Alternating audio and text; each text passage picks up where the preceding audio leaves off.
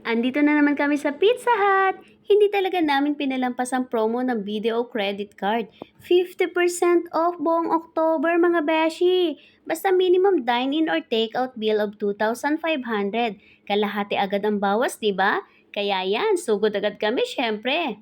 This time, nag-try kami ng meat lovers, cheese lovers, at syempre ang Super Supreme Pizza.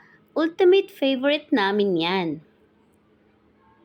At ayan, ready na ang order. Halatang si husband gutom na mukha pa lang. Pizza Hut will always be one of my favorites. Buti na lang walking distance lang kami. Kahit saan dito, puro tukso, lahat kainan. We also tried their new 4-cheese Baked Mac, made with garlic butter, cheese sauce, mozzarella, cheddar cheese, parmesan, white cheese cubes at parsley. Ang sarap, promise! Naubos agad ng 3 kong kids.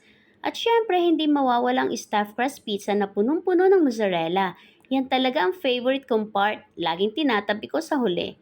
May ilang araw pa para humabol kaya punta na sa pinakamalapit na Pizza Hut branch bago matapos ang promo.